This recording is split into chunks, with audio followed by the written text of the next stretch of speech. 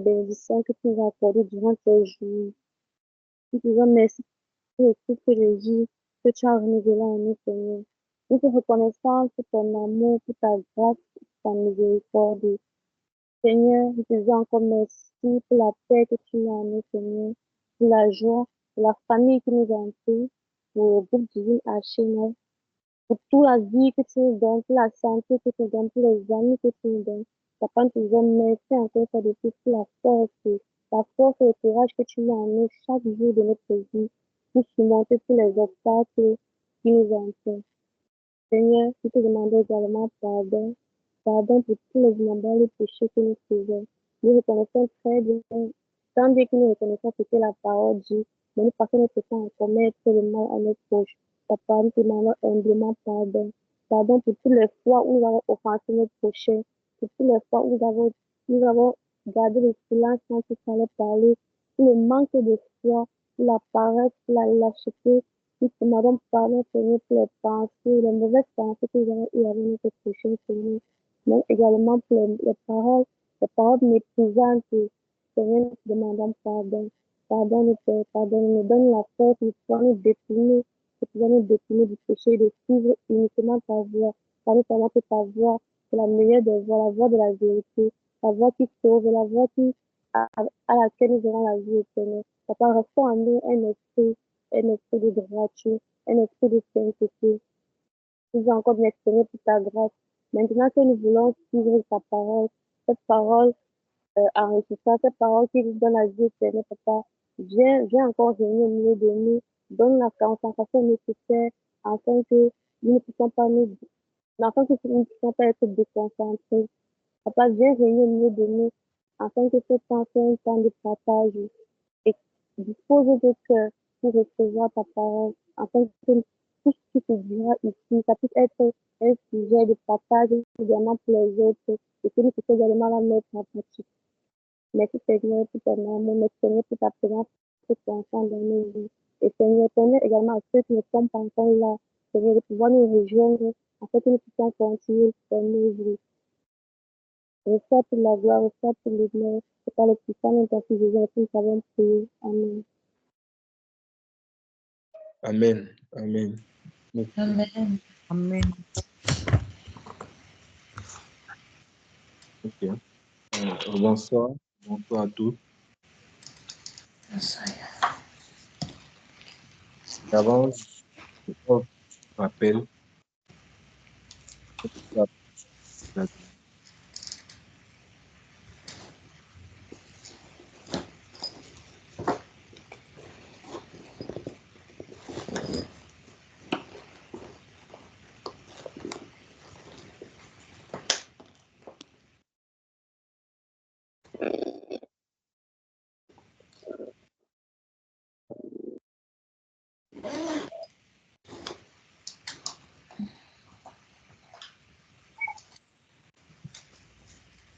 Personne n'était là la dernière fois.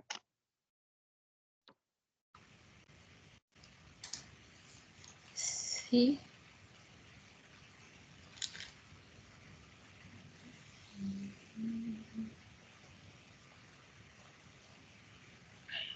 C'est le rappel. On rappelle. On fait le rappel. Il dit non, Eliane. Oh, il n'est pas bien sûr. On a vu le premier thème. Le premier thème. Juste la dernière fois, pas toutes les fois. Juste jeudi passé. Jeudi passé, non, oui. On a vu le premier thème, la nature de Dieu.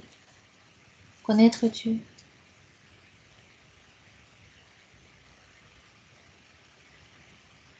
On est revenu sur les circonstances de la création de la terre. Que Dieu a créé l'homme Dieu a créé la terre pour mettre l'homme qui allait adorer Dieu. Bon, Dieu a créé l'homme pour remplacer d'une certaine manière Lucifer qui était l'archange pour les louanges, l'adoration, dont Dieu a créé l'homme pour l'adorer, pour le louer. Il l'a placé sur terre. Il ne l'a pas placé dans les cieux, il l'a placé sur terre pour une durée limitée, contrairement aux anges, aux archanges, pour que si ça arrive que l'homme euh, tombe dans l'erreur, comme Lucifer, qu'il puisse être pardonné. Oui, on a vu que que Dieu n'est pas au contrôle, que Dieu prend le contrôle uniquement lorsque l'homme lui donne le contrôle. Oui, donc pour que Dieu agisse, il a besoin d'un homme. Pour que Dieu agisse sur terre, il a besoin d'un homme qui prie. Oui.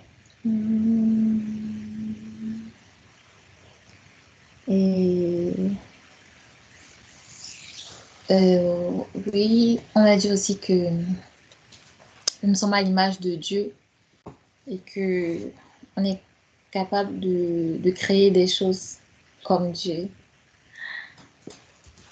Oui. Et que tout ce qui existe dans le physique, dans le monde physique, existe dans le monde spirituel.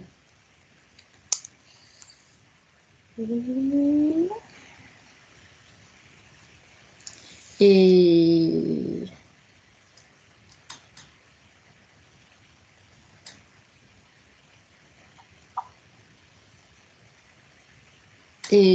et aussi qu'en tant que chrétien, on doit produire du bon fruit, les fruits de l'esprit, et que pour ça, la première des choses, c'est de renoncer, ce qu'on doit faire tous les jours.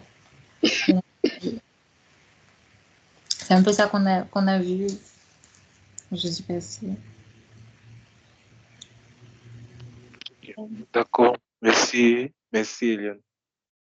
Oui, mais vous voulez ajouter quelque chose? Non, non. Ah bon, donc tu n'as rien compris ce qu'on a vu jeudi passé.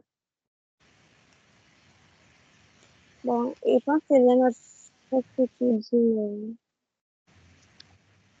Tu as dit presque, ça veut dire qu'il y a encore quelque chose qu'elle Elle n'a a... pas dit. Non, c'est question, elle ne peut pas tout dire. Bon, c'est ça qu'elle dit presque. Ok, dis alors le reste avant. Non, quand il dit presque, c'est une façon de dire que... euh, qu'est-ce que je me dire? Bon, ouais, elle a dit tout ce que moi j'avais en tête. Bon, il y a aussi un truc, la raison pour laquelle Dieu nous a créés, on peut le représenter pour la domination, sur tout ce que lui il a créé sur la terre. Bon, il y a aussi ça que j'avais compris. Et j'ai aussi compris que Dieu ne peut pas forcer quelqu'un. Bon, quels que soient en fait les plans que lui, il a prévus pour nous, il ne peut pas nous forcer. Il va toujours attendre, il va toujours attendre quand nous sommes prêts, en fait. Bon, pour la dernière fois, il n'était pas trop, il était aussi trop, trop, trop à l'écoute. C'est pour ça qu'il n'y a pas beaucoup. Donc ça veut dire qu'on parlait seul.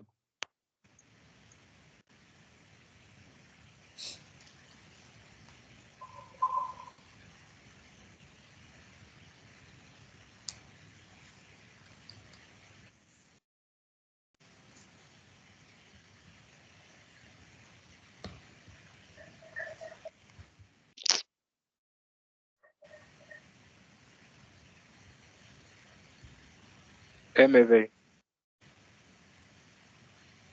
J'ai fini. J'ai parlé. Non, je t'ai écouté, je t'ai suivi, merci. Et comme tu as Ah, dit que la ok. dernière fois, tu n'étais pas trop à l'écoute. J'ai dit, ça veut dire qu'on est en train de parler seul, comme tu n'étais pas à l'écoute. Non, c'est qu'il y a eu un moment où je suis partie avant de revenir. Bon, c'est ça qui dit que il y a un moment où j'ai pas écouté. D'accord. On m'a commissionné, j'ai dû partir avant de revenir. Bon, maman,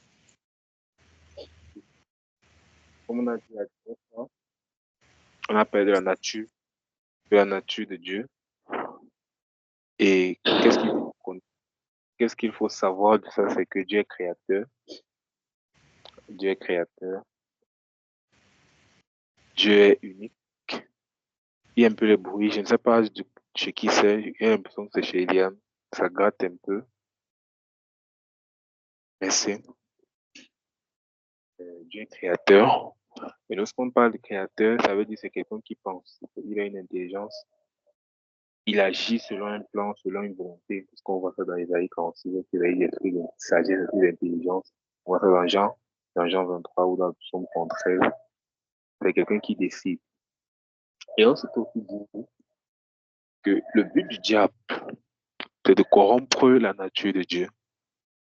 Lorsqu'on dit corrompre la nature de Dieu, c'est que il veut changer ma manière, il veut changer ta manière de voir Dieu, de comprendre Dieu, de comprendre les choses de Dieu, tout ce qui tourne autour de Dieu. C'est ça son but premier. C'est pour ça qu'il vient avec les pensées pour intoxiquer l'homme, pour intoxiquer. Est-ce que Dieu est vraiment, est-ce que Dieu a réellement dit, est-ce que, parce qu'il veut changer ta manière de comprendre, il veut changer ta manière de voir Dieu. Et dans ce cours de la nature de Dieu, on a parlé également de la Trinité. On a vu que le mot Trinité, c'est un mot qui est utilisé dans la Bible. Il y a plusieurs versets qui ont démontré, ou encore qui montrent que Dieu existe en trois personnes distinctes, mais identiques aussi. Ça veut dire que Dieu agit de trois manières totalement différentes. Et la Bible nous a montré Dieu le Père, Dieu le Fils et le Saint-Esprit. Et on a dit, ils ne sont pas différents. Il faut dire qu'ils sont différents, c'est vrai, mais ils sont tous Dieu. Ils ne sont pas des dieux, ils sont tous Dieu. Ça veut dire le Père et le Fils. Le Père est Dieu, le Fils est Dieu, et le Saint-Esprit est Dieu. Le Père n'est pas moins Dieu que le Fils n'est pas moins Dieu que le Père, le Saint-Esprit n'est pas moins Dieu que le Père ou que le Fils. Donc ils sont tous Dieu, encore il est Dieu. C'est vrai que lorsqu'on lit la Bible, surtout dans l'Ancien Testament, quand on voyait parler de Dieu, on avait beaucoup plus de la manifestation du Dieu le Père, c'est beaucoup plus lui qu'on comprenait. Bien que le Fils intervenait, parce que plusieurs fois dans l'Ancien Testament, lorsqu'on parle ici du Fils, c'est de Jésus qu'on parle, il intervenait à Abraham, et même à deux fois, il y a Melchisedec, il y a quand il partait détruire Sodome et Gomorrhe. Lorsqu'on parle du Fils, c'est la représentation, c'est juste Dieu fait chair, Jean 1, il s'est fait chair, c'est juste Dieu fait chair plusieurs fois dans la Bible. Et puis, l'Ancien Testament, le Fils intervenait, le Père intervenait, le Saint-Esprit intervenait. Et ce qu'on a compris certaines choses grâce au Saint-Esprit qui est descendu en nous, il nous a permis de comprendre certaines choses plus tard. Et en lisant tout avec les études de Paul, on se rend compte, il y a trois personnes, il y a eu trois manières différentes. Dans Jean 6, verset 27, on peut voir ça, que le Père est Dieu, le Fils est Dieu, le Saint-Esprit est Dieu. Chacun a un rôle précis. Et j'aime beaucoup cette explication que le pasteur Sanogo disait que dans la Trinité, personne ne se glorifie, que personne ne va dire je suis plus grand que l'autre. Il disait que lorsque tu vas voir le Fils, tu vas voir Jésus, tu dis qui est plus grand. Il va dire je ne fais rien de moi-même, c'est le Père qui fait. Ça veut dire donc que c'est le Père qui est plus grand. Tu vas voir le Père te dit non, c'est le Fils qui a tout fait. Tout ce qui existe, ce que Colossiens dit que tout ce qui existe a été fait par le Fils et pour le Fils. Donc que tu ne veux pas voir le Fils, tu dis non, c'est mieux que moi je parte. Il est avantageux pour que je parte. Parce qu'il y a quelqu'un de plus grand. Lorsque tu peux voir le Saint-Esprit dit non, tout ce que moi je dis, je prends ça au Fils, je prends ça au Fils. Et il expliquait que dans la Trinité, ils sont tellement humbles que personne ne se glorifie. Personne ne se glorifie. Ça nous montre comment les rôles tournent. Et c'est une seule personne. Quand j'écoutais cette explication, ça nous dit waouh, quelle sagesse. Et c'est exactement ça. Moi, avant, je pensais que quand je venais dans la foi chrétienne, bon, quand je comprenais Saint-Esprit, moi, je savais l'esprit. On dit esprit, moi, c'est que l'esprit qui est esprit. Mais moi, je savais que c'est le Saint-Esprit qui était le plus grand, qui est le Saint-Esprit. Je ne sais même pas comment j'imaginais ça dans ma tête. Qu'il y avait seulement trois trônes au ciel. Je ne sais pas. Pour moi, je voyais que le Saint-Esprit qui était le plus grand. Non, c'est Dieu. Dieu, c'est Dieu. Il n'y a pas de plus important. Même comme sur la terre, c'est le Saint-Esprit. Parce que sur la terre, c'est l'Esprit de Dieu qui est là. C'est-à-dire le Saint-Esprit, c'est lui qui est présent sur la terre. La personne la plus importante sur la terre, c'est le Saint-Esprit. Et ce grand Dieu qu'on connaît, ce magnifique Dieu, il a créé l'homme. Il a créé l'homme à son image, il a créé tout ce qui existe. Il a créé l'homme pour être son représentant légal sur la terre, comme il disait, pour être quelqu'un qui devait lui représenter. Il m'a dit, la Bible, c'est l'histoire d'un royaume, d'un roi qui cherche le terme de son royaume. Il a étendu son royaume, il a étendu son règne. Pourquoi on fait de la création de l'homme? Après la chute du diable, il y a eu un ministère au ciel qui était défaillant, le ministère de la culture. C'est vraiment on a assaini ça à louange et adoration, parce que le rôle de Lucifer, c'est de prendre la gloire, prendre les gens, de vénérer Dieu, adorer, de remettre à Dieu, mais il est devenu orgueilleux. Ce sont des textes que, on me dit, lorsqu'on les lit, lorsqu'on les explique comme ça, c'est simple. Ça semble simple. Mais dans les références, ça n'a pas toujours été simple de les comprendre. Parce que, par exemple, le texte d'Ézéchiel 28, lorsqu'Ézéchiel explique ça, le prime abord en lisant, si tu commences par l'Ancien Testament, tu ne comprendras même pas qu'on parle du diable. Même si tu lis Ésaïe 14, tu ne vas pas comprendre. C'est juste dans l'Apocalypse 12 que Jean explique qu'il y a une bataille, qu'il y a eu une bataille au ciel. Et c'est là que le Saint-Esprit nous fait comprendre que c'est ça qu'Ézéchiel et Ésaïe étaient en train de dire. Donc, ces textes, lorsqu'on va lire, on va arriver sur ça. Parfois, on ne va même pas comprendre le rapport. Parce qu'il était en train de prophétiser sur Israël et il a commencé à expliquer ce qui s'est passé au ciel. Donc, c'est juste c'est une parenthèse. Lorsqu'on lit la Bible, il faut toujours demander, Seigneur, explique-moi. Parce que surtout quand les prophètes se mettent à parler. Parce que parfois, ils parlent d'un truc, puis se mettent à parler d'une autre chose. Parfois, tu dis, mais ça n'a aucun sens. Pourquoi ils parlent du roi de Perse, après ils disent, tu étais acte brillant, tu étais en Éden. On a besoin de Dieu pour comprendre la parole de Dieu. Et le diable, il s'est enorgueilli. Il a déjà monté jusqu'au ciel. Il va me dire qu'il veut monter jusqu'au ciel.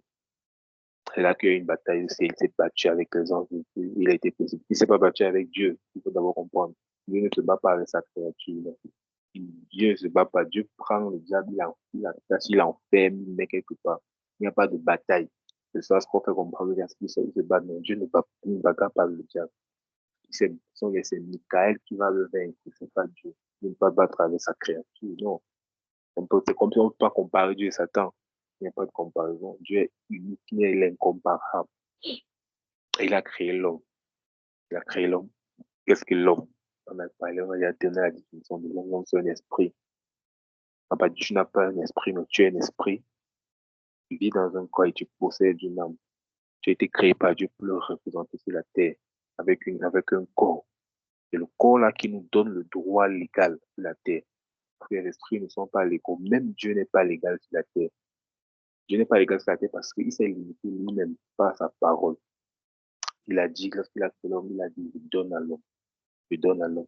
Et je disais, quand j'ai compris, j'ai mieux compris cette notion en lisant Daniel, lorsque on arrête Daniel qui met à Fossolia, le roi ne voulait pas. Mais il avait déjà signé, il avait déjà dit, la personne qui ne va pas adorer notre Dieu, il sera jeté là. Et du coup, quand Dieu le voit, dit, l'homme là, l'Israélite, il a fait ça, ça, ça. Il ne veut pas. Et qu'est-ce que ces serviteurs lui rappellent? Que tu es le roi. Et tu as déjà parlé. Et lorsque tu parles, tu ne peux plus.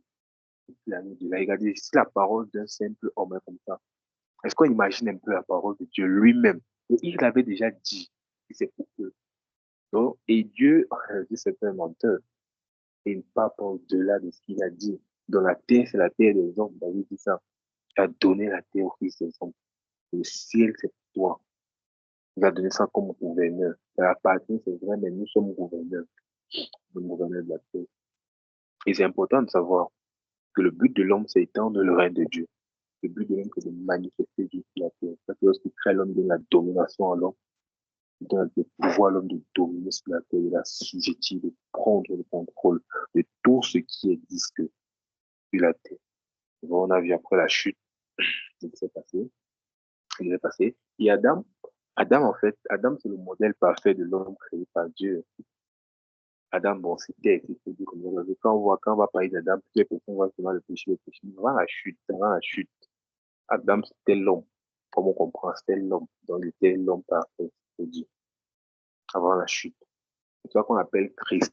Jésus, on dit que Christ, c'est ce dernier Adam. Pourquoi on aime encore Adam son nom? Il est venu en fait nous montrer à nous, être humains, comment l'homme qui nous a créé initialement devait marcher ou devait vivre. Donc Adam marchait dans le naturel comme Jésus-Christ, net. Parce que Jésus n'avait pas de péché en lui.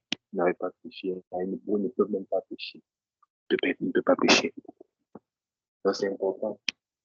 C'est important de connaître ces choses, c'est important de connaître Dieu. Pourquoi? Parce que plus on va découvrir qui est Dieu, plus on va découvrir qui on est, plus on va découvrir ce à quoi on a été appelé. Et on a aussi dit ce jour, Dieu ne va pas forcer quelqu'un. Dieu ne va pas te forcer avec quelque chose. Non. Quels que soient ses plans, quel que soit ce qu'il a prévu faire pour moi, pour toi, pour chacun d'entre nous, tant qu'ils ne sont pas prêts à faire, il ne va pas nous forcer. Dieu peut tout, mais il ne va pas tout. Il peut tout faire, mais il ne va pas tout faire. Parce que Dieu contrôle seulement ce que tu lui donnes la possibilité de contrôler. Si tu ne donnes pas la possibilité à Dieu de contrôler quelque chose, de contrôler un aspect de ta vie, il ne pourra pas. Il ne pourra pas le contrôler. Il ne pourra pas le contrôler. C'est pour ça que c'est important de dire, oui, Seigneur, prends, je te donne cet aspect de ma vie. Fais ce que tu veux. Utilise-moi. Utilise-moi. Fais-moi ce que tu veux. Ma vie t'appartient. Ma vie t'appartient. Donc, étant sur la terre, on doit tout faire. Travailler notre relation avec lui. Travailler notre relation avec Dieu. Votre connu de lui. Parce que ce qui garantit qu'on va passer l'éternité avec Dieu, c'est parce qu'il nous connaît d'abord sur la terre. S'il ne connaît pas sur la terre, rien ne garantit qu'il te connaîtra au ciel. Non. Donc, c'est important d'être connu de Dieu sur la terre. Tu ne vas pas dire que tu vis loin de quelqu'un sur la terre, après tu arrives au ciel, tu dis, Seigneur, je t'aime, Seigneur, je t'aime. Non. L'amour, là, commence maintenant. Et ça continue dans l'éternité. Et pour conclure cette partie, juste une parenthèse, en parlant de l'homme, il y a trois types d'hommes. Il y a l'homme animal, on voit ça dans Corinthiens 2, 14 à 15. Il y a l'homme charnel, dans Corinthiens 3, 1 à 3, il y a l'homme spirituel. Je juste faire la différence entre les trois, pour qu'on comprenne. L'homme animal, c'est l'homme là qui n'a pas reçu Jésus-Christ, qui vit comme ça. C'est un animal. On compare la vie, on compare un animal. C'est lui qui est en bas de l'échelle. Parce que dans l'échelle, il y a Dieu, il y a les fils de Dieu, il y a les fils, donc on peut dire l'épouse de Christ, il y a les anges, il y a, bon, après les anges, il y a quoi? Il y a les démons, il y a avec l'homme est en bas, l'homme qui n'a pas Jésus est loin en bas de la chaîne, et il est le plus vulnérable. Et il y a l'homme animal, c'est l'homme qui n'a pas reçu Jésus, qui vit aussi comme ça. Il y a l'homme charnel. L'homme charnel, c'est celui-là qui a reçu Jésus, qui connaît la vérité, mais qui marche encore sur ses passions, sur ses désirs, connaît ses vrai, mais il a toujours ses faiblesses. Et il y a l'homme spirituel, c'est l'homme qui est conduit, qui est guidé par le Saint-Esprit. Ça, c'est juste une chose. Ce qu'on doit retenir de ça, c'est que Dieu m'a créé pour être sa représentation sur la terre. Dieu m'a créé pour l'adorer. Lorsqu'on dit adorer, c'est pas chanter. Adorer ne veut pas dire chanter, non. C'est pas d'abord chanter, il faut dire comme ça. C'est quand Abraham a dit qu'il partait adorer Dieu avec Isaac, il ne partait pas chanter. Non. Le chant vient bien après l'adoration. Le chant est très important. Ce n'est pas d'abord ça. Il faut avoir un style de vie. Tu peux adorer Dieu sans parler. Tu peux adorer Dieu sans chanter jusqu'à la vie. Amen.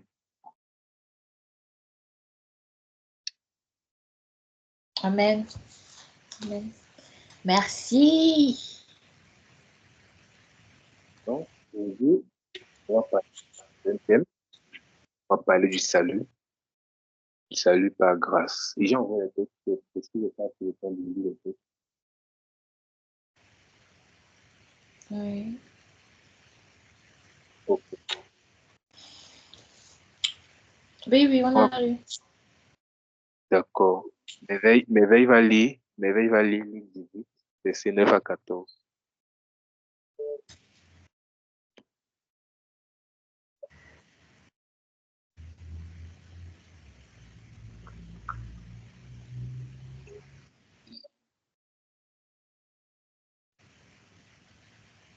Luc 18, verset 9 à 14.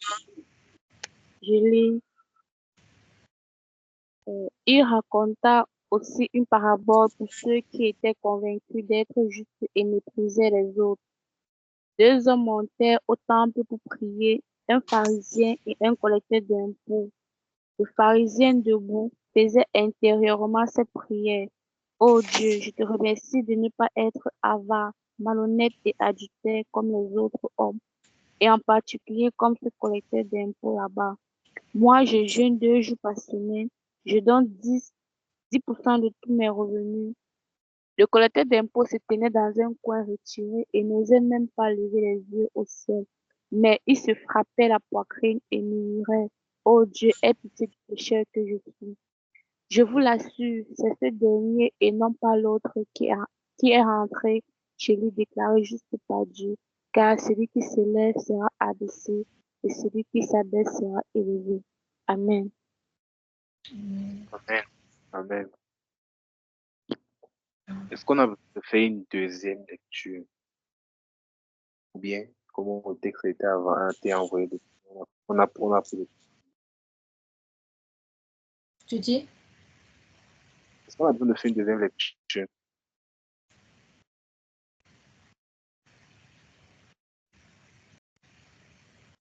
Non, c'est bon. Ok, on dit c'est autour du texte ici que notre thème va se porter. Pas de façon totale, non, mais parce qu'il y a eu une leçon ici qu'on va comprendre. Mais avant d'introduire, j'aimerais poser la question à chacun d'entre nous. C'est quoi une parabole? Il y a plusieurs définitions.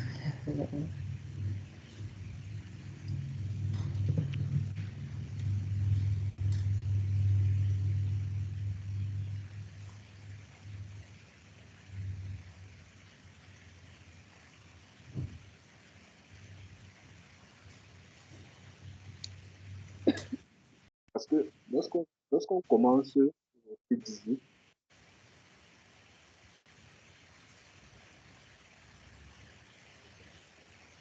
c'est ça, n'est-ce pas?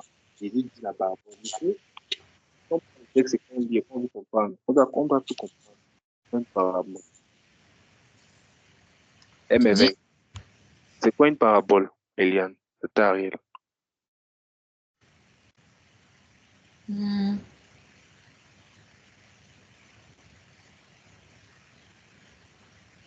un J'espère enseignement. C'est j'espère qu'on n'a pas commissionné merveille qui est encore avec nous. Oh, non, c'est là, c'est là. Oui, c'est Ariel, vous voulez donc, parler. oui, oui, je disais tantôt que je vais essayer. Je crois qu'une parabole, c'est euh, un récit non explicite qui a pour but de donner d'apporter un enseignement, un conseil ou une leçon à des personnes.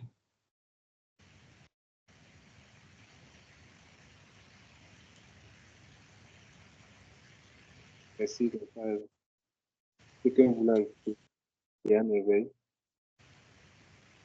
Euh,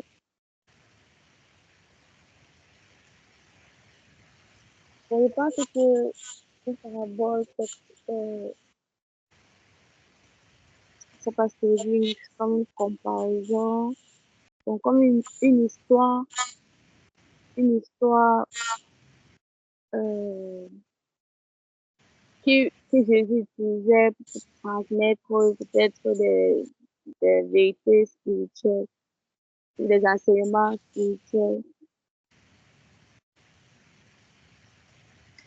Moi, Jésus qui tue les paraboles. Alors, C'est moi Jésus qui tue les paraboles. bon, lui, il utilisait parabole, là. Oui, il tue les paraboles. Puis Eliane voulait dire quelque chose. Hmm, je voulais dire un enseignement sous forme de métaphore. Ça veut dire quoi métaphore, maman? C'est que nous, on n'a pas beaucoup fréquenté. Pardon, arrête. Non, arrête.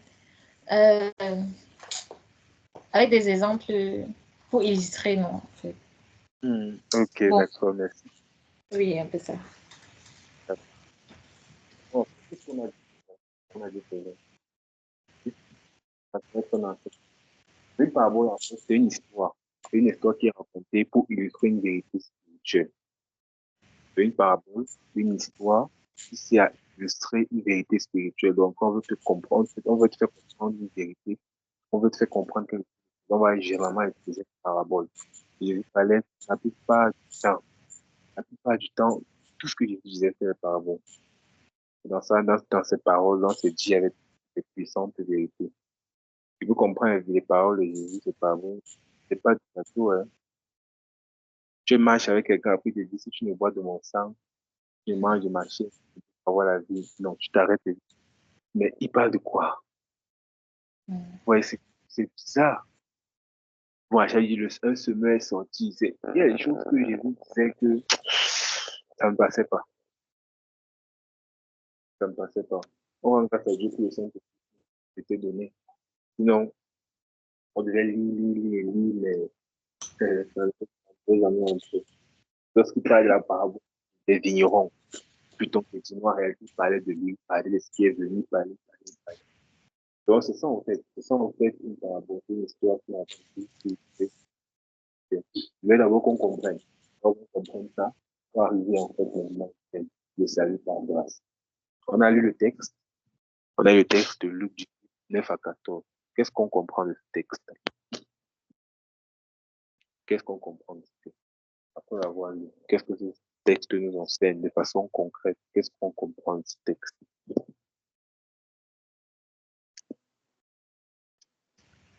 Bon, ici, là, déjà, Jésus est en train de comparaître, il comparait deux personnes, il compare deux personnes, tant pour moi. Et je retiens ici, là, que ceux qui se rabaissent, ceux qui se rabaissent, ils seront élevés. Bon, ceux qui s'humilient, en fait, ils seront élevés. Par contre, ceux qui s'élèvent, ils seront rabaissés. Bon, c'est ce que je retiens, c'est ce que je comprends de cette comparaison entre les deux personnes qui priaient. D'accord, madame. Ça veut dire quoi s'élever, se rabaisser, tout ça? Un peu plus de ça, de façon claire, simple. Ça Euh, signifie quoi? bon, quand on dit se rabaisser, déjà, tu es humble, tu es petit, tu te fais petit devant Jésus, en fait. Bon, par contre, quand on dit peut-être que tu es élevé, tu es, euh, je sais pas, hautaine, je sais pas comment utiliser le mot là, mais tu es pas, je sais pas si, tu es pas humble. Hmm. Bon, c'est ce que je comprends. Tu es humble, madame.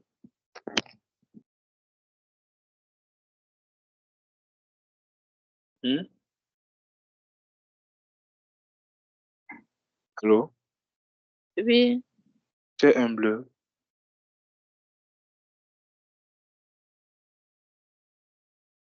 Tu ne parviens pas à répondre. euh, C'est un échange, hein. Ce n'est pas, oui, il n'y a pas de piège dans mes questions.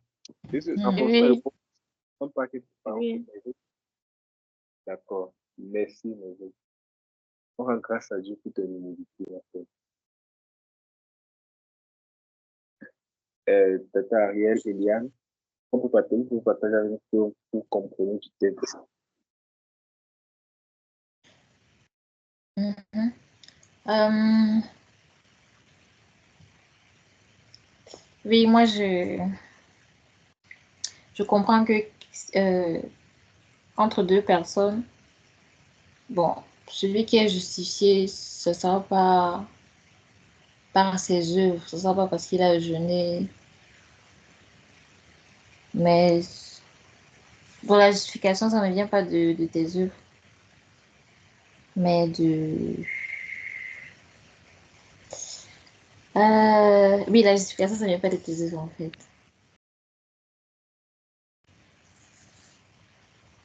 Bien de- Tu dis? Ça vient de quoi? Ça vient de quoi la justification alors? Ah, euh, de Dieu. En fait, pour être justifié, il faut reconnaître que tu es pécheur et, et recevoir la grâce de Dieu.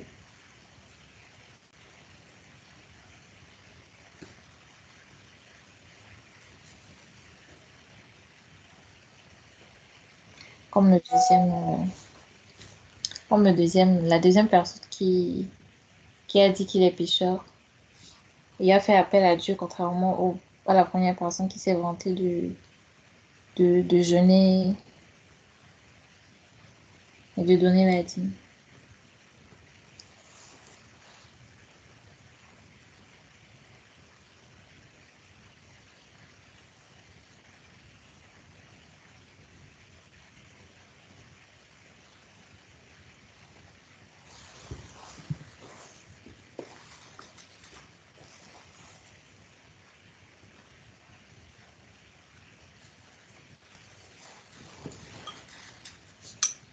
Allô? Bon, je peux apporter ma contribution. Mhm. Merci, Eliane. Par rapport à ce test, quand je lis le pharisien, le fait il se glorifie du fait que lui, il jeûne, puis il apporte ses dîmes et tout. Moi également, ça m'interpelle. Franchement, quand j'ai vu ce test-là, je me suis dit, c'est très facile de tomber dans ce genre d'attitude. Parce qu'à un moment donné, comme enfant de Dieu, tu te dis que tu fais beaucoup de sacrifices. Mhm. Voilà, tu te dis que les jeunes filles de ton âge, elles font ci, elles font ça, toi tu ne fais pas. Parce que tu fais les sacrifices. Tu te dis que les jeunes garçons de ton âge, eux, ils sont en train de faire comme ça. Ils sortent avec les filles, ils font ceci, et que toi, tu ne le fais pas. Donc, c'est très, à un moment donné, je me dis que en mettant long dans la foi,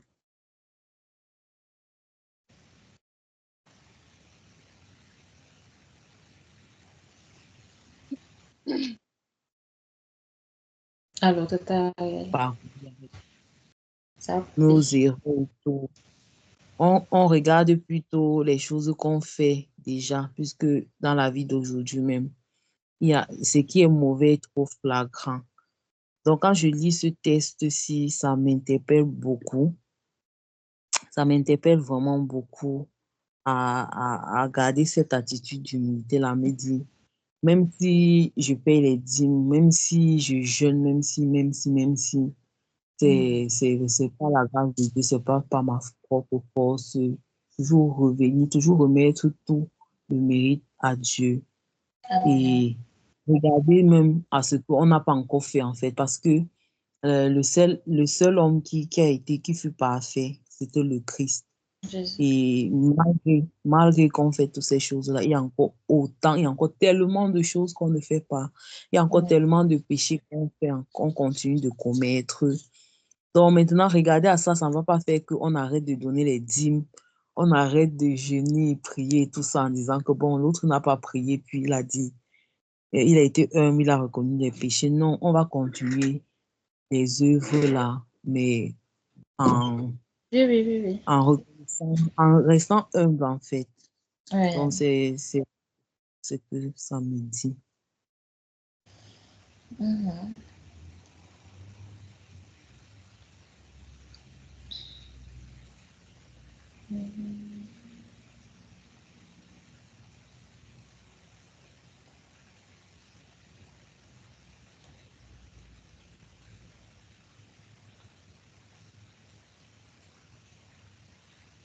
J'aime gratitude. Ouais, son micro est activé. Ah, je disais, ah, ok, désolé. Je disais merci. Est-ce qu'on m'écoute? Oui, on t'écoute. Je n'ai pas vu que c'était désactivé. Je disais merci, merci pour le partage à tous. Maintenant, en lisant le thème, c'était quoi le thème déjà? C'était le salut par grâce, n'est-ce pas? Mhm. Quel est le rapprochement qu'on fait entre le thème et le texte?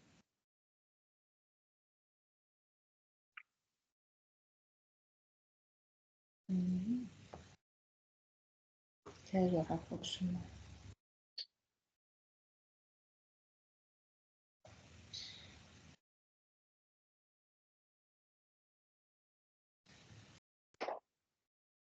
En fait, le salut par grâce, ça veut dire qu'on est justifié par la grâce.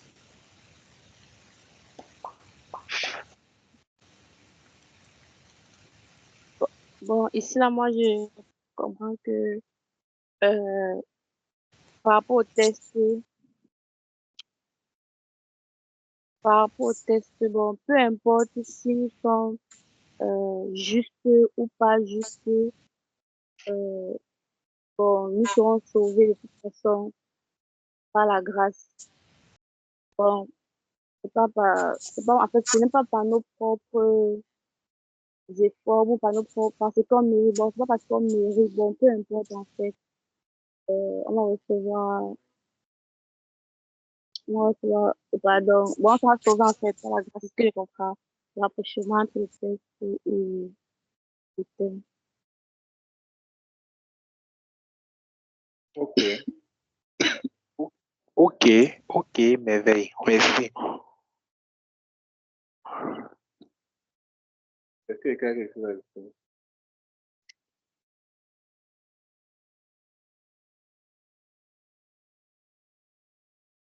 Les questions ne sont pas au hasard. Ne vous inquiétez pas, on va comprendre. On va comprendre. On va comprendre. On va comprendre tout ça. Plus on avance, on va comprendre.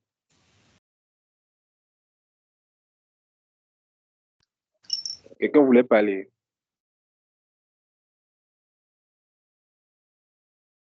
Non. D'accord. Ouais, j'ai encore un avis, Yann. Parle, Oui. maman. Il disait que euh, le pharisien, lui, il a, bon, en fait, toutes ses actions, en fait, qu'il lui faisait, tu vois, bien que ça ait de l'importance, en fait, je sais pas si je veux dire que ça ne garantit pas le salut. Et bon, en fait, par contre, l'autre, le collecteur d'impôts, lui, bon, comme il était humble, bon, sa foi, lui, il a eu la foi, il était humble, sa foi, il y a, je sais pas. Bon, c'est ce qui est passé dans ma tête. Ok. Merci, maman. Mais il manque il y a un mot, il y a un mot qu'on devait utiliser. Peut-être qu'on devait même d'abord, on devait le définir. Qu'est-ce que le salut? Qu'est-ce que le salut? Ici, tout le monde va répondre. La délivrance du péché. Quoi? La délivrance du péché, non. Tu as dit dans ton cœur. Quoi? J'ai la question. La réponse, là, il demande c'est ce qu'on a dit lors du cours. Le coup. Alors, du coup, On va lire, on va lire, on va lire. On va lire les textes ici. Est-ce qu'on me comprend? oui, Mhm. Oui, oui.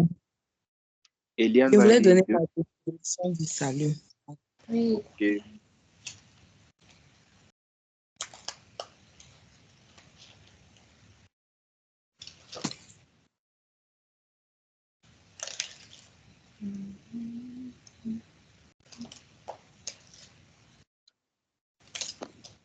Oui. Ah, il y a ça, ouais, un petit peu de temps. Donc, je peux y aller. Vas-y, vas-y, nous t'écoutons. D'accord, d'accord. Je voulais dire que pour moi, le salut, c'est le don gratuit de Dieu pour la vie éternelle. La D'accord. grâce. La grâce. D'accord, merci pour ta réponse, Tataï. C'est vrai, c'est vrai, c'est vrai ce que tu dis, c'est vrai. Maintenant, on va lire. On va lire les textes ici. Je vais lire 2 Corinthiens 5, verset 17. Eliane va lire Tite. Eliane va lire Tite 3, verset 5. Merveille va lire Jean 8, Tite. Les textes sont dans le groupe. Tite 3, verset 5. Merveille va lire Jean 5, verset 24. Tata Ariel va lire Jean 1, verset 12.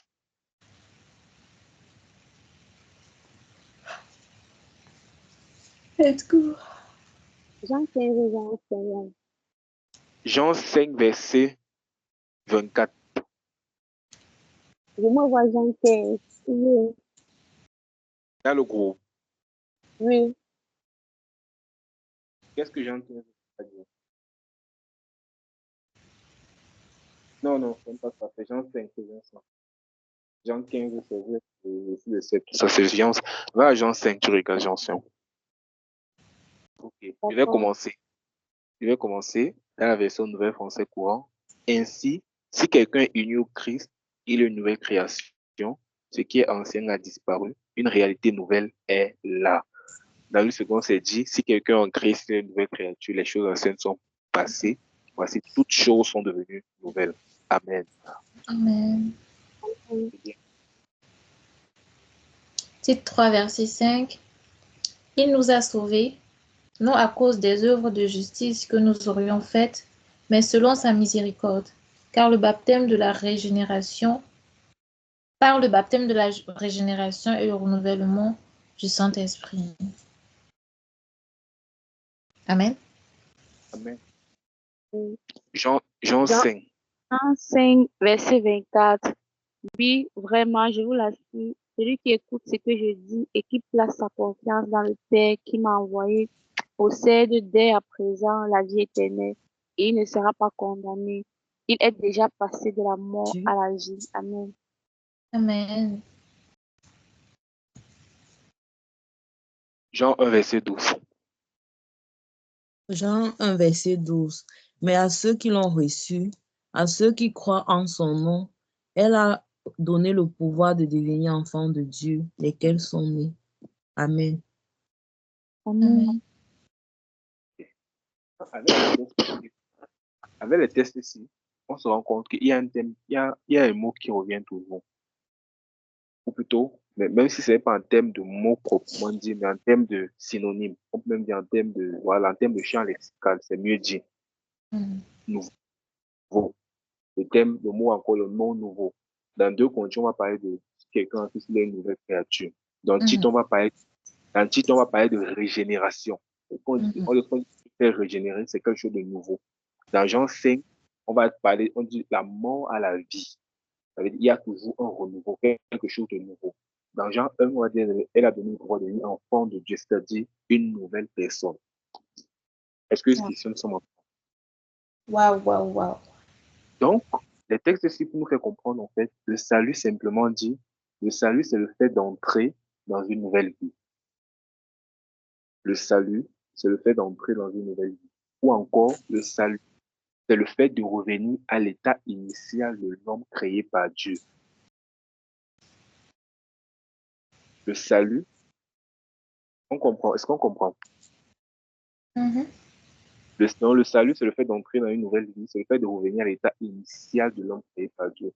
Et maintenant, la vie éternelle n'est qu'une conséquence du salut.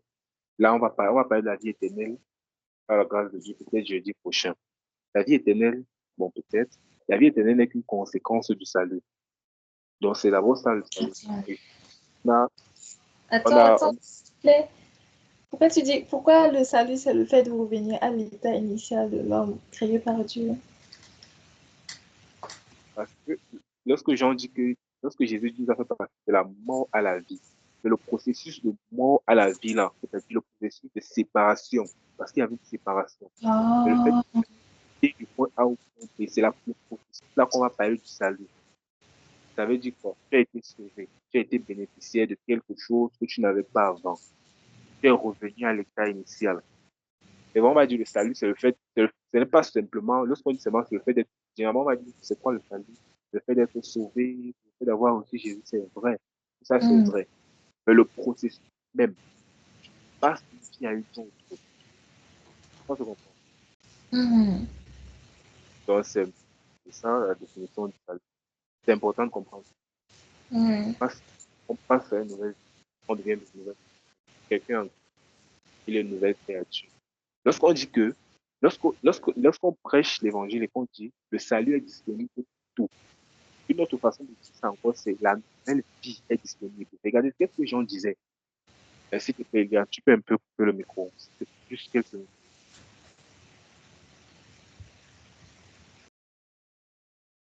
Merci. Regardez ce que Jean disait. Jean prêchait le salut. Jean prêchait le salut. Il l'a dit dans sa prêche, dans sa prédication. Il ne disait pas forcément le salut, le salut, le salut. Il disait renoncer. Que chacun se convertisse, changer de vie, repentez-vous. Passer d'une vie à une autre vie. C'est ça qu'on parle du salut. Passer d'une vie à une autre vie. C'est ça qu'on définit le salut comme le fait d'entrer dans une nouvelle vie. Est-ce que ce c'est bon? Nous sommes tous d'accord ou encore ce qu'on a compris à la définition du salut? C'est réel, c'est bon. L'éveil, on a envoyé l'éveil. Là. Et ça dit qu'on m'a envoyé, Ah non, parce que tu ne parlais plus. c'est pas qui parlait, mais Ok, d'accord. D'accord. Donc c'est ça en fait. C'est ça en fait lorsqu'on parle du salut. Lorsqu'on parle du salut. Et maintenant, le collecteur d'impôts, il s'est tenu à distance. Qui sait pourquoi? Qui sait pourquoi il s'est tenu à distance? Qui sait pourquoi le collecteur d'impôts s'est tenu à distance? Pourquoi il ne venait pas, il n'est pas venu pour le parler? Pourquoi lui laisser derrière?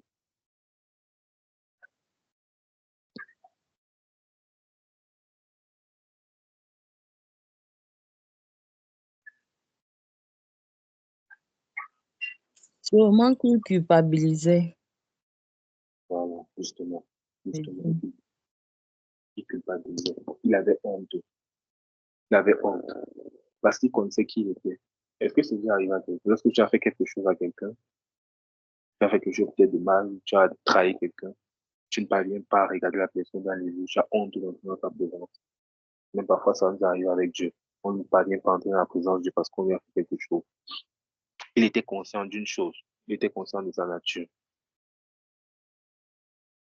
Il était conscient de sa nature. Il était conscient de qui représentait Dieu pour lui. Il était conscient de qui représentait Dieu, de qui il était. Chaque qu'il ne pouvait pas entrer. Il ne pouvait pas entrer dans sa présence parce qu'il avait honte. Il avait honte.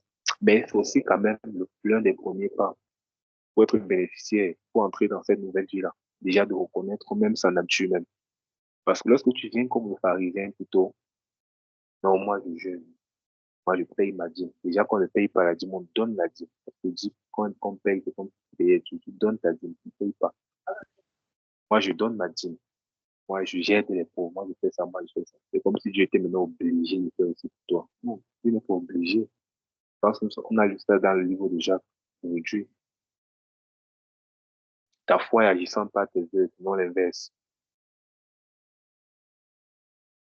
Donc, pour entrer dans ce salut, pour être bénéficiaire de ce salut, il faut commencer la première étape d'abord reconnaître. Reconnaître, venir se frapper à partir de ses péchés. À nous aussi, il faut faire comme les questions on n'est pas péché toute sa vie. Lorsque tu as vécu Jésus-Christ, tu n'es plus un pauvre petit pécheur.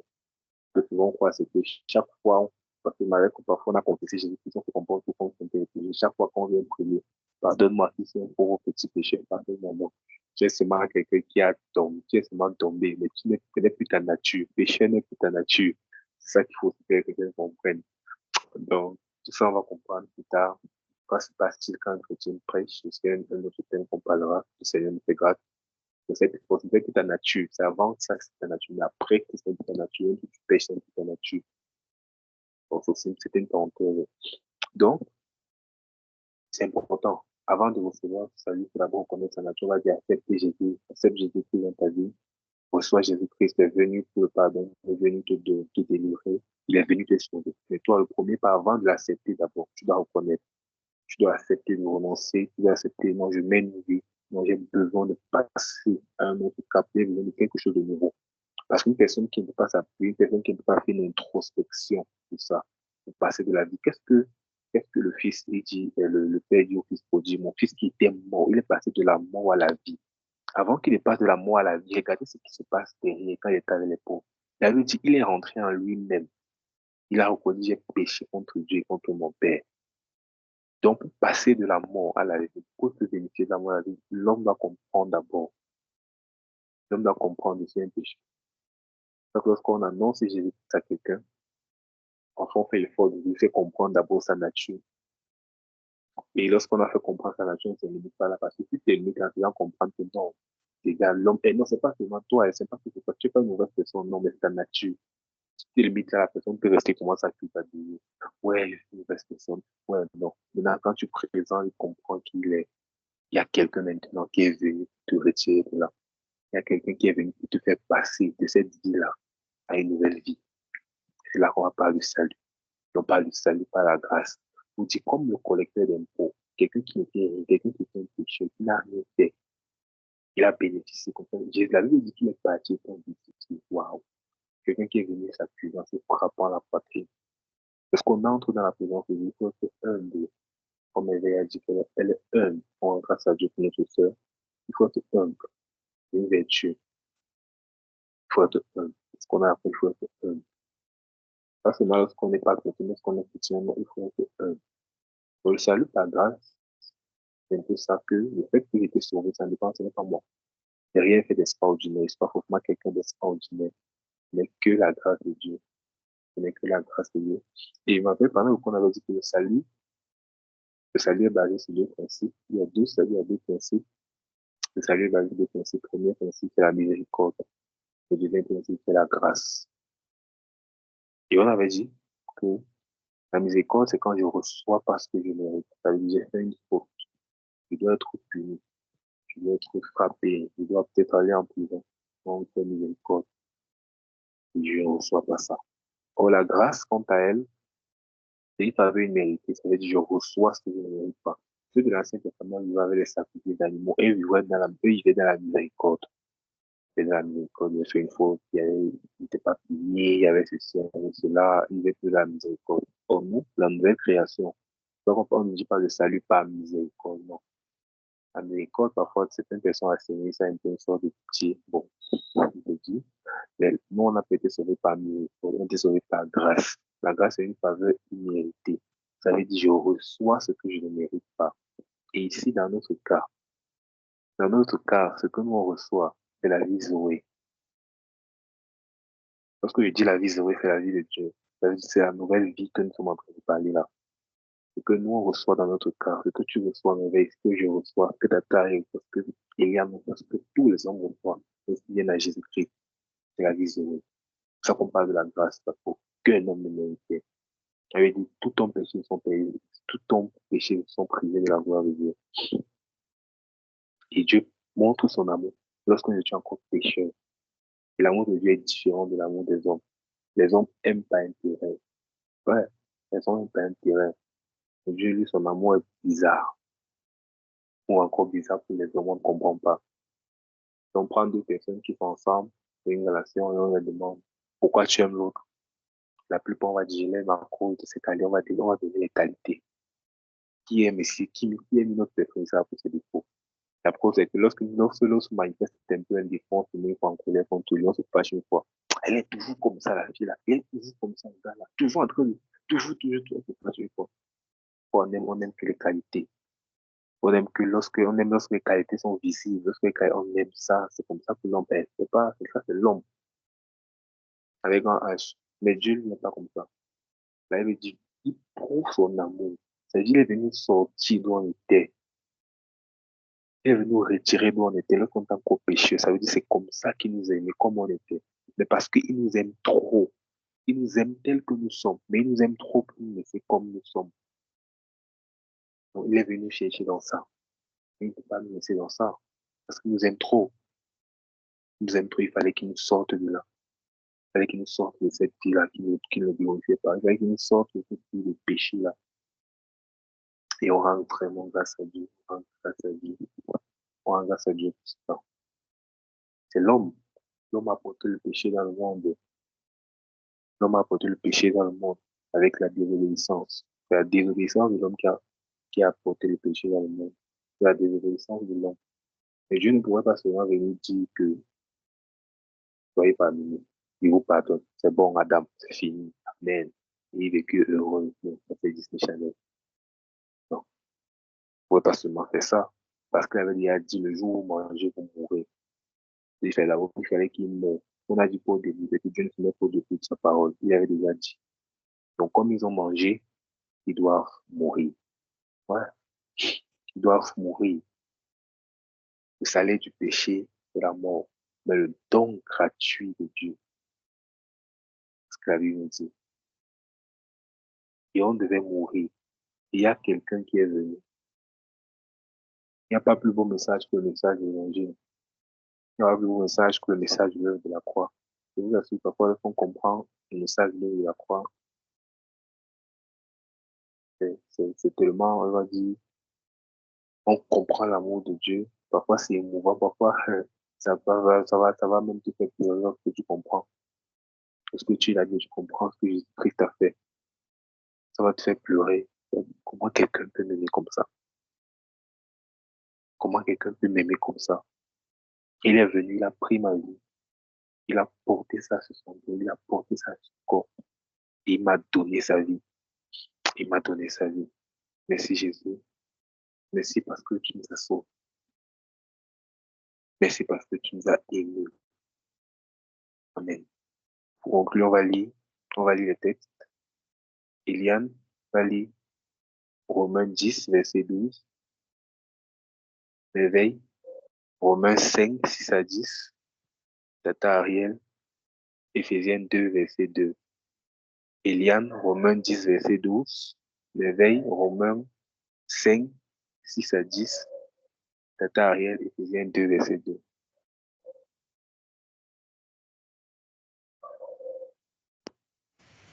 Romains 10, verset 12.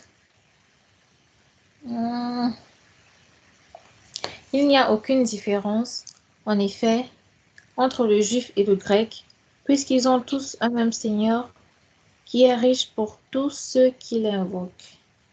Amen.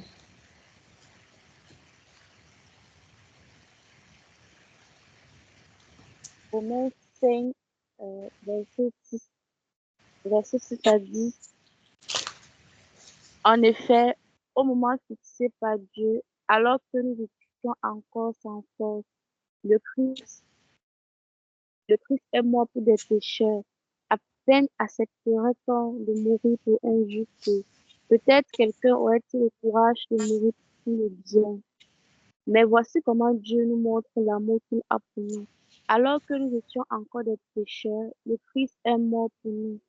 Donc, puisque nous sommes maintenant déclarés justes grâce à son sacrifice pour nous, nous serons à plus forte raison encore sauvés par lui de la colère à venir. Alors que nous étions ses ennemis, Dieu nous a réconciliés avec lui par la mort de son Fils. À plus forte raison, maintenant que nous sommes réconciliés, serons-nous sauvés par sa, serons-nous sauvés par sa vie. Amen. Amen. Amen. Éphésiens 2, verset 2. Dans lesquels vous marchiez autrefois, selon le train de ce monde, selon le prince de la puissance de l'esprit qui agit maintenant dans les fils de la rébellion. Amen. Éphésiens, pour te laisser 1 à 2, 1 à 2, verset 2, maître verset. Donc, les textes, en fait, ça nous montre déjà notre ancienne nature. Et dans ça nous faut aussi comprendre que malgré notre ancienne nature, il y a quelqu'un qui est mort pour nous. Il y a des gens qui vont dire, non, moi aussi, je peux mourir pour telle personne. C'est parce qu'il y a on a dit dans Romains 5 que tu peux mourir pour quelqu'un de bien. Ça, c'est possible. Ça, c'est normal. Faut que tu vois quelqu'un que tu aimes, on veut lui faire quelque chose. Tu dis non, un peu comme dans le village. Tirez-moi. Dès qu'on veut tirer, tu cours, tu sautes. Toi, quand tu tire, tu meurs. On dit non, il est vraiment. On dit waouh. Ça, c'est l'amour normal. Ça, c'est l'amour normal. Il n'y a rien d'extraordinaire dans ça. Il dit, on peut accepter de mourir pour quelqu'un de bien. Non, j'ai accepté de me sacrifier pour cette petite fille. Quand c'est un bandit, quand c'est un meurtrier, quand c'est quelqu'un qu'on va te dire qu'il a violé les filles, il n'a pas sa vie à violer les filles, il n'a pas sa vie à assassiner les gens. Et tu veux juste les mots comme ça pour qu'on essaie de l'imaginer dans notre esprit. On dit, tu dois te sacrifier pour telle personne. 100% des hommes vont dire, je ne peux pas. Qu'il meure, qu'il meure. Je ne peux pas, je ne peux pas faire ça pour lui, qu'il meure. Il mérite ça, qu'il meure. Mais Jésus-Christ, qui ne meurt pas, moi, il va prendre sa place. Il va prendre sa place. Il va prendre sa place. C'est ce que Jésus-Christ a fait pour nous. C'est ce que Jésus-Christ a fait pour nous. Parce que le seul moyen d'échapper à la mort, le seul moyen d'échapper à la mort, à l'éternité, sans Jésus-Christ, loin de Dieu, c'est de prendre sa vie. Une personne qui n'a pas la vie de Dieu ne peut pas vivre dans l'éternité avec lui. Une personne qui n'a pas Jésus-Christ en lui ne peut pas vivre dans l'éternité avec Dieu. C'est impossible. Donc, pour éviter la seconde mort, la mort éternelle, la mort loin de Dieu, il faut passer par la mort de Christ. Si quelqu'un veut me suivre, qu'il renonce à lui-même, qu'il se charge de sa croix et qu'il vienne après moi. Qu'il vienne après moi.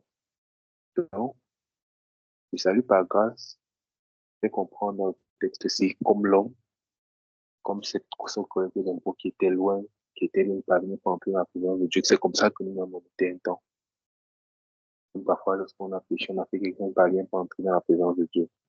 On ne parvient pas à s'approcher de lui. Mais Dieu nous dit, c'est vrai, tu as fait ça. Tu reconnais déjà, c'est bon, tu reconnais, moi je t'accepte, moi je te prends, moi je vais te changer, je vais te donner mon esprit qui va changer ta nature. Ce n'est pas pour dire que c'est pas important de dire, de jeûner et tout ça, c'est important, c'est bon. Mais c'est pas ça qui te justifie devant Dieu. C'est pas parce que tu chantes à l'église, c'est pas parce que tu enseignes à l'église, tu es ancien d'église, conseiller, tout ça, c'est pas ça qui te justifie devant Dieu. Ça, c'est pour toi. C'est pas ça. Ce qui te justifie devant Dieu, ce qui fait la différence, c'est Jésus-Christ dans ta vie. C'est Jésus-Christ dans ta vie. Pour qu'aucun de nous ne soit appelé à frère, mauvais serviteur, mais que nous tous soyons acceptés, nous soyons appelés bons et fidèles serviteurs. On doit passer par ça. On doit passer par cette mort avec Jésus-Christ. On doit être régénéré. On doit entrer dans cette nouvelle vie. On ne doit pas être orgueilleux. Parce qu'on peut entrer dans cette vie, commencer à regarder les autres. Les pécheurs. Les pécheurs. Non, non, non. Maintenant, quand toi, tu as été sauvé, tu deviens Jean-Baptiste. Je suis la voix de celui qui crie dans le désert. Je suis la voix de celui qui crie dans le désert. En parler aussi aux autres, amener aussi les autres, amener aussi les autres, ne pas laisser les autres. Le commencement est grande, il y a peu d'ouvriers. Que Dieu fasse une des ouvriers son œuvre. Mais avant d'abord que nos cœurs soient bâtis, que nos cœurs soient travaillés, afin que nous ressemblions davantage à Jésus-Christ. Amen. Donc c'était le thème avec que j'avais posé pour ce soir. Je sais pas si quelqu'un a une question, quelqu'un a un ajout, quelqu'un a une incompréhension.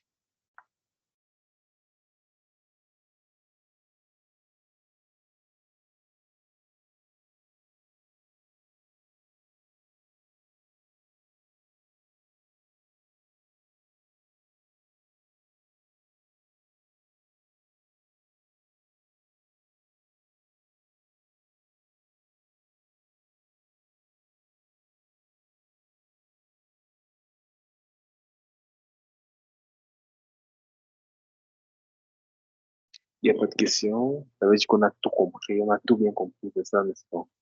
S'il te plaît, j'ai une question. Oui, total. On, on vient d'apprendre que l'un des premiers pas pour bénéficier du salut de Dieu, c'est déjà de reconnaître notre nature de pécheur. Mhm. Et après euh, on a appris que le péché est entré sur la terre par l'homme, l'homme qui a désobéi à la parole de Dieu et qui devait mourir après avoir mangé le, le fruit. Bon, l'histoire est claire. Quand l'homme, il a mangé le fruit et qu'il a entendu la voix de Dieu, il s'est caché. Mais est-ce qu'il s'est répandu? Et après, malgré qu'il ne se répande pas, il bénéficie quand même de la grâce.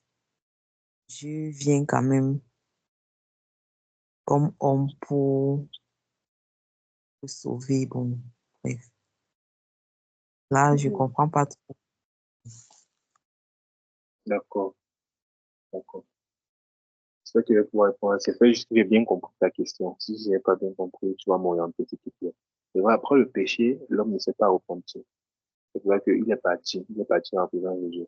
Certains pères disent que l'homme se repentait, Dieu allait lui pardonner. Parce que l'homme, on a déjà créé l'homme dans le temps. Et dans le temps, une faute c'est possible qu'une faute soit pardonnée, soit effacée. C'est exemple qu'il a été créé dans le temps. Mais l'homme ne l'a pas fait. Après son péché, il a seulement continué à faire. Mais il y a eu des hommes. Après Adam, parce qu'Adam n'était pas le seul homme. Il a été après, bon, il a eu le seul, il a premier seul, après, il y a eu des enfants, des descendants. Les générations qui ont commencé à venir, on avait les Seth, avec les Noé, avec les Enoch, avec tous ceux qui ont suivi, les hommes ont commencé à faire une chose, à chercher la face de Dieu. Regardez ce que Romains 10, Romains 10 dit, mais quoi? Il est riche pour tous ceux qui font appel à lui. Et qu'est-ce que Paul dit dans Actes? Tous ceux qui invoqueront le nom du Seigneur seront sauvés. Donc, l'homme a quand même, là, c'est pas ses propres moyens, c'est aussi de là la religion. L'homme a commencé à vouloir retisser une relation avec son créateur. Parce qu'il a ressenti au-dedans de lui qu'il y avait un vide. C'est déjà le premier pas. C'est juste que la méthode n'était pas forcément ça. Parce qu'en utilisant la loi, ça ne nous rapprochait pas totalement de Dieu parce que la loi avec toutes ses limites. Voilà ce qu'on a eu dans Jacques aujourd'hui. Jacques 5 ou 4, comme ça, que si quelqu'un obéit à la loi, mais pêche contre un seul, il est coupable de tout. Wow, c'est dur, très dur même. Donc, on ne peut pas dire que l'homme n'est pas forcément qu'il est venu là, on va dire non, c'est nous, pardonne-moi, mais ces actes en fait, ces actes en fait, c'est que les hommes ont commencé à faire de génération en génération. Ça a montré que les hommes ont de nouveau commencé à chercher Dieu. Les hommes ont commencé à soupirer qu'il fallait pour quelqu'un. Ce qui soupirait au-dedans de c'était ce vide-là. Ils ont commencé à chercher ça par plusieurs moyens. Alors que tout ce que les hommes font, tout ce que les hommes font, même ceux qui n'ont pas Jésus-Christ, la drogue, les femmes, tout ça, c'est parce qu'il y a le vide là. Et Dieu voyait ça. Il voyait ça. C'est pour ça que Jésus-Christ est donc venu maintenant pour ça. Il est venu combler, il est venu montrer que non, je vais vous ramener. L'enfant me dit, reviens à la maison, mon enfant. Reviens, je t'attends depuis. Regardez ce que le Père fait. Il dit que je t'attendais depuis. Il était là. Et puis là, il regarde, est-ce que mon fils arrive? Est-ce que mon fils arrive? Est-ce que mon fils arrive? Mais Dieu, là, il attend, il attend, il attend. Et le fils, le fils a fait le pas, il vient, dès qu'il le fait le voit, il court. Donc, c'est un peu la même chose, en fait. Pour que si l'homme s'est déjà mis à chercher Dieu, l'homme s'est déjà mis à vouloir rentrer, l'homme s'est déjà mis à faire des choses pour être agréable. Parce que c'est un peu comme l'enfant t'a fait quelque chose à la maison, fait ta carrière, tu as payé l'enfant. Après, tu vois l'enfant commence à être gentil, commence à balayer, commence pour attirer ton attention, pour montrer non, j'ai changé, pour te montrer que non, non, non, non. Pour tu vois, pourquoi tu le pardonnes en fait? C'était en fait la manière que l'on a utilisée. C'était bien. Mais par notre nature, c'était profond, c'était pas ce qu'on faisait, c'était notre nature même qu'il fallait qu'on change. Parce que le Saint-Esprit, après l'amour, il y a quelqu'un, le Saint-Esprit, qui est venu de la nouvelle nature là, que maintenant, malgré nos bonnes volontés, nous aide dans ça, nous aide à manifester les œuvres de Dieu. Donc, je ne sais pas de ta si j'ai pu répondre à ta question. Oui, oui, oui, merci beaucoup. Juste Amen. à t'écouter, ça donne même les frissons, franchement. C'est énorme. Amen. On va grâce à Dieu. Il n'y a plus rien, on va prier. On va prier pour rendre grâce au Seigneur pour ce magnifique moment. On fait passer ensemble qu'il est beau, qu'il est agréable pour des frères de demeurer ensemble. Et c'est temps encore, si je comprends l'importance de la communion fraternelle, je peux comprendre ça, c'est important de passer du temps avec les frères, c'est important. Passer du temps des moments d'enseignement où on est édifié, où on est challengé, où on est enseigné. C'est capital, mais c'est ce qui fait grandir notre foi. L'église primitive a connu une expansion, un réveil puissant de la communion fraternelle. Il n'y a pas de croissance en communion fraternelle. Nous ne trompons même pas. Il n'y a pas. Tu ne vas pas croître, tu n'es pas entouré de personnes comme toi. Non, tu vas t'éteindre. Tu vas faire des choses, c'est vraiment un niveau que tu ne vas jamais atteindre. Bien quand il y a les gens comme toi. Mais avec les gens comme ça, ça va toujours facile. Il y aura un challenge, il y aura un moment où vous allez vous casser les têtes. Les apôtres ne s'entendaient pas partout. C'est ça qui fait la force. C'est ça qu'on appelle la famille. Parce que dans une famille, il y a des frères. Parfois, les frères se disputent, les frères se fâchent, les frères meurent, c'est des frères. On avance avec la grâce de Dieu. On se pardonne, on s'aime, on se soutient, on est unis. C'est une affaire de famille. Nous sommes des frères. On a besoin l'un de l'autre. Donc, on va comprendre aussi que chacun est important dans le corps de Christ. Chacun, tout le monde a son rôle à jouer. Tout le monde a son rôle à jouer. Tout le monde. Merci Seigneur pour ce magnifique moment. Merci pour ce magnifique moment dans ta présence, Seigneur. Notre soif, c'est de te connaître. Notre soif, c'est davantage de grandir avec toi, de comprendre qui tu es, ce que tu veux présenter, l'œuvre de la croix. Nous sommes des éternels insatisfaits. Non, on va toujours apprendre, on va pas cesser d'apprendre tant que nous sommes sur la terre. Comme Paul dit, je cours vers le but. Je ne suis pas arrivé. Je ne fais pas de dire, moi, je connais déjà. Moi, non, chaque jour, notre intelligence est renouvelée, est renouvelée. Et c'est par notre intelligence renouvelée qu'on te connaît davantage, qu'on parle davantage, je manifeste tes œuvres sur la terre. Merci Seigneur pour la vie. Merci pour la vie de merci pour la vie de Tariq, pour la vie de Benveille, pour la vie de l'homme, pour la vie de chaque membre de cette grande famille, Seigneur, que tu nous as donné. L'esprit de mort, Seigneur, esprit de sage, de sagesse, d'intelligence. Encore nous grâce de nous revenons nous rapprocher chaque jour de toi et d'être des modèles de consécration, d'être des modèles de jeunesse qui t'aiment, d'être des modèles de jeunesse qui va manifester Jésus-Christ sur la terre. Et nous te bénissons pour la vie de ton enfant, Seigneur, esprit de davantage. Et que l'esprit que tu as mis en lui, Seigneur, continue d'agir, de répandre, et que de lui des nations sortent, que ta main repose sur sa vie, Jésus-Christ. Merci pour chacun d'entre nous. Je plaide le sang de Jésus-Christ sur chacun de nos maisons. Je plaide le sang de Jésus-Christ sur nos vies. Nos vies sont couvertes, nous sommes cachés en toi. Ton nom est béni, Seigneur. Ce soit notre prière, ce soit notre action de grâce au nom de Jésus, le nom magnifique, ce glorieux nom, ce nom qui sauve, ce nom que juste à la mention, il dit, tout genou fléchit, tout genou dans nos vies fléchit à la mention du nom de Jésus-Christ. Alors nous confessons ce nom dans nos vies. Et grâce à la mention, tout genou fléchit dans les cieux, sur la terre et toute langue confesse que Jésus est Seigneur, à la gloire de Dieu le Père. Oui, Seigneur, nous confessons, nous déclarons que tu es Seigneur, que ton nom soit béni, que ton nom soit glorifié, que tous reconnaissent qui tu es, que tous reconnaissent que tu es saint. Au nom puissant, au nom magnifique de Jésus-Christ, nous avons prié. Amen. Amen. Amen. Amen.